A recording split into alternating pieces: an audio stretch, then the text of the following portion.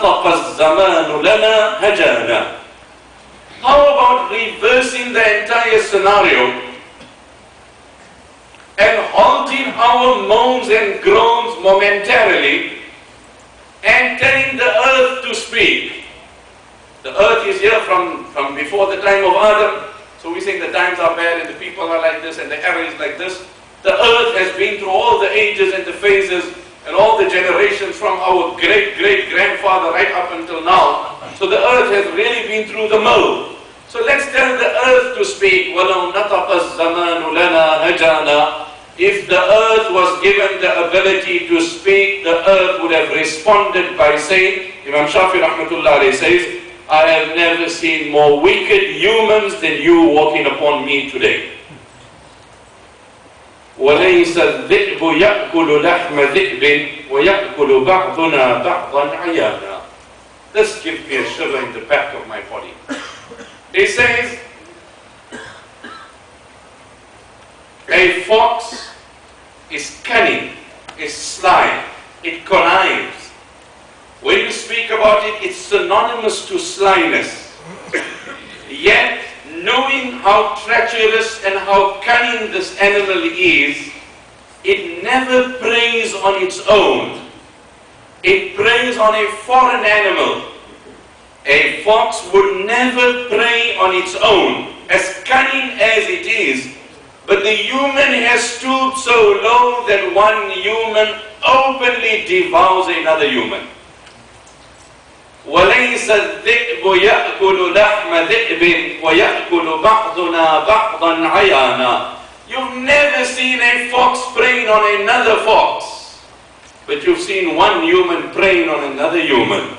Nay, you've seen one Muslim preying on another, and Allah forbid you've seen one brother preying on another brother also. So Sayyidina Yusuf, when he assumed the throne of Egypt, and decades have passed and things have changed and the world is a different world, and in walks his brothers. وَجَاءَ إِخْوَةُ يُوسُفَ فَدَخَلُوا عَلَيْهِ فَعَرَفَهُمْ وَهُمْ لَهُ مُنْكِرُونَ. He identifies every one of them. But this is the broadness of the chest of a Nabi. He makes them out. The very ones who plotted his assassination, who caused their father to lose his sight, but that human sympathy was still alive in him. He says, listen, these are my brothers. He says to all his people in charge, you take money from them, give them their grain, but return their money back to their saddlebags in a disguised note, because we cannot reveal this information. But end of the day, this is my own blood. How can I milk their desperation? How can I make money out of my blood? Today, I have seen people making money out of their parents.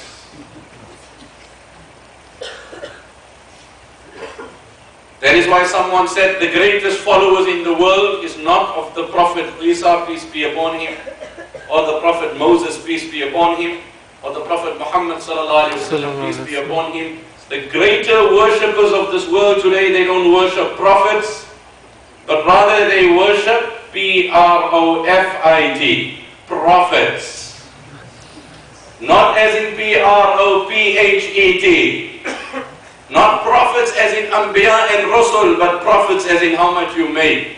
That has the biggest worshippers in the world. What did Imam Shafi rahmatullah alayhi also say? He said, لَمْ يَبْقَ فِي النَّاسِ إِلَّا الْمَكْرُ وَالْمَلَقُ شَوْكٌ إِذَا لَمَسُوا زَهْرٌ إِذَا رَمَقُوا فَإِنْ دَعَتْكَ الضَّرُورَاتُ لِعِشْرَتِهِمْ فَكُنْ جَحِيمًا لَعَلَّ الشَّوْكَ يَحْتَرِقُ. He said, there's nothing left in the world but deception and delusion. From a distance, they look like blossoming flowers. Yet when you get close to them, they are thorns and they prick you severely. What did Imam Shafi? He's talking of that era. Can you imagine what we go? We don't have thorns here. Wow, what's worse? لم يبق في الناس إلا المكر والملق شوك إذا لمسوا زهر إذا رمقوا.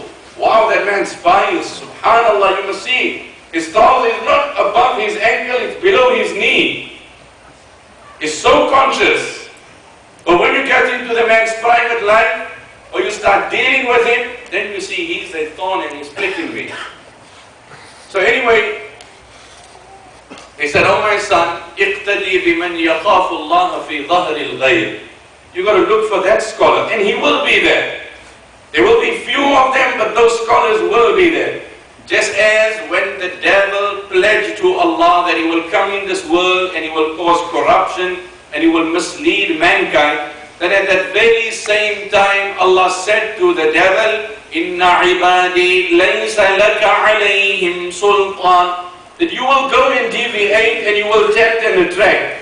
But there will remain a segment of my followers, of my servant, of my bondsmen, that will not fall prey to your temptation, that will not succumb to your provocations, which makes us understand, regardless of the challenges, it is humanly possible to resist it, and it is humanly possible to obey Allah in all the times that there is. Because at that very time Allah told the devil, there will be a segment from my servants, they will not comply. Inna ibadi laysa laka alayhim sultan. You will try your level best to mislead them, they will not respond. So, oh my son, you look for that scholar. اقتدي بمن يخاف الله في ظهر الغيب ويعف عن التلبس بالعيب ويصلح نفسه في أوان الصبا ولا يرجع ذلك إلى عهد الشيب. And he hastens to reform himself, and he doesn't delay his reformation at the cost of looking at the faults of others. And that's the irony of what we're seeing today. So a person gets himself involved in nitpicking what this man is up to, what that person is up to, and time is ticking away and my life is not being attended to. Now I want to speak about, that's just the introduction, because generally people ask this question, that who do we follow? And we obviously want to follow the easiest opinion. We want to follow, people say, no, I don't follow anyone. You follow your nafs, my brother. The one that says, I follow Quran and Hadith independently, so he's obviously juggling himself for the easier opinion. He's juggling around to find the easiest thing that suits his whims and his fancies. Be it as it may, I want to speak about one of the greatest scholars and one of the greatest sons of Islam, and that is Abdullah Ibn Masood radiyallahu ta'ala anhu. But before I do so, the thing that really amazes me about his life is what made him who he was. And that's the question regarding any great person in life. Any person that attains a level of prominence, of fame, of leadership, of recognition, when you study his life, what made him who he was? Now if you turn the pages of history prior to the advent of Islam, and you go into the pre-Islamic era of Abdullah Ibn Masood, you will find he was a young boy with humble beginnings. What was his beginning? كان يومئذ غلاما يافعا, a young boy, لم يجاوز الحلم, not even reached physical puberty, and living on the outskirts of Mecca, يسرح في شعاب مكة بعيدا عن الناس ومعه غنم يرعاها لسيد من سادات قريش هو عقبة بن أبي معيط. He had his flock of sheep with him, which he would graze in the pastures on the outskirts of Mecca. Who was his master? عقبة ibn Abi Mu'ayt. كان الناس ينادونه ابن أم عبد. People better knew him as Ibn Abd. That's how he was known amongst the youngsters. أما اسمه فمسعود. His name was Mas'ud. أما اسمه فعبدullah. وأما اسم أبيه فمسعود. His name was Abdullah and his father's name was Mas'ud.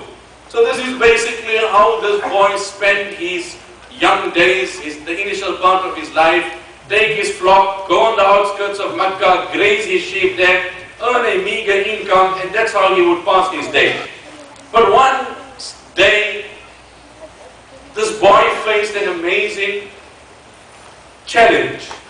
Call it a challenge, yet it was the turning point in his life.